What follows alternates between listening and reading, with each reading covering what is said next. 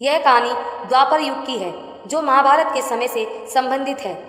इस कहानी में कर्ण, जो कि एक महान योद्धा था और जिसे सूत पुत्र कहा जाता था, और गौ माता के बीच हुई एक मार्मिक घटना का वर्णन किया गया है। यह कहानी न केवल कर्ण के व्यक्तित्व को उजागर करती है बल्कि उसकी धर्म के प्रति निष्ठा और करुणा की भावना को भी दर्शाती है।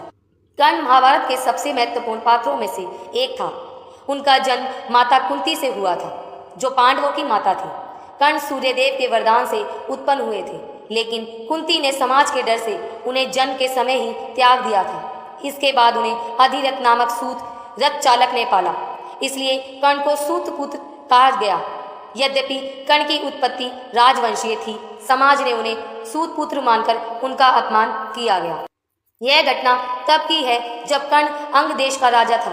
एक दिन कर्ण अपने बाणों की साधना कर रहे थे।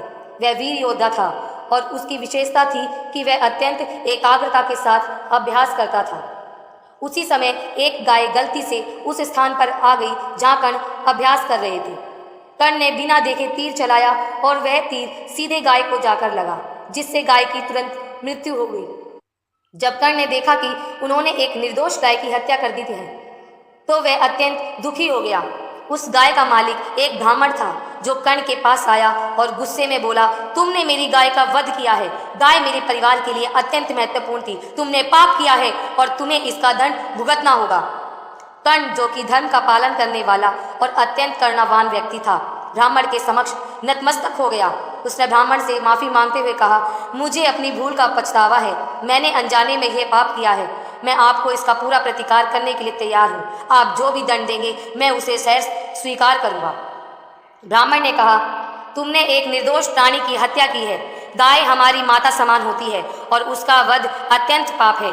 इसके लिए मैं तुम्हें श्राप देता हूँ कि जिस प्रकार मेरी गाय बिना किसी गलती के मारी गई, उसी प्रकार जब तुम सबसे कठिन स्थिति में होंगे, जब तुम्हारा रथ धरती में धंस जाएगा और तुम असहाय हो जाओगे। कर्ण ने इस श्राप को सहन किया और ब्राह्मण से कहा, मैं आपके श्राप को सहर्ष स्वीकार करता हूँ, क्योंकि यह मेरा दायित्व है कि मैं अपने कर्म का फल भुगतूं। मैंने अनजाने में यह गलती की है और मैं अपना न्याय मानता हूँ।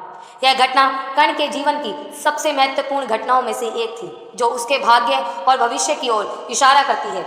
महाभारत के युद्ध के समय जब कर्ण और अर्जुन के बीच भीषण युद्ध हो रहा था, तब यह श्राप साकार हुआ। कर्ण का रथ युद्ध भूमि में धरती में धंस गया और वह असहाय हो गया। इस स्थिति का फायदा उठाते हुए अर्जुन ने कर्ण का वध कर दिया। इस प्रकार ब्राह्मण का श्राप सत्य सिद्ध हुआ और कर्ण ने अपने पाप का फल भुगता। कर्ण और गौ माता की यह कथा हमें कई महत्वपूर्ण संदेश देती है। सबसे पहले यह कहानी धर्म और अधर्म के बीच संतुलन बनाए रखने का संदेश देती है। कर्ण, जो एक महान योद्धा और दानवीर था, अनजाने में हुए पाप को भी स्वीकार करता है और अपने कर्मों का फल भुगतने के लिए तैयार रहता है। यह उनके चरित्र की महानता को दर्शाता है। इसके अलावा यह कहानी करुणा, पशु प्रेम और प्राकृतिक संतुलन के महत्व को भी दर्शाती है।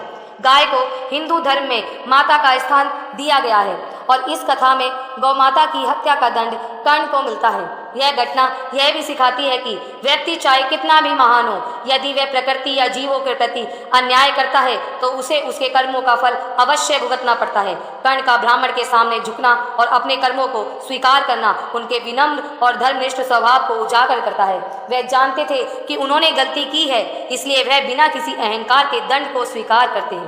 महाभारत की कहानियों में श्रापों का एक महत्वपूर्ण स्थान है। हर श्राप का अपना कारण और प्रभाव होता है, जो कहानी की गति को आगे बढ़ाता है। कर्ण को मिला ब्राह्मण का श्राप उसकी मृत्यु का मुख्य कारण बना। अगर कर्ण को यह श्राप न मिला होता तो शायद युद्ध के दौरान अर्जुन उसे पराजित न कर पाता। इस तरह यह घटना महाभारत के पूरे घटनाक्रम को प्रभावित करती है और कर्ण के भाग्य को मोड़ देती है। धन्यवाद दोस्तों, मिलते हैं अगली कहानी में एक और नई कहानी के साथ। जब तक के लिए जय श्री राधे, जय श्री श्याम।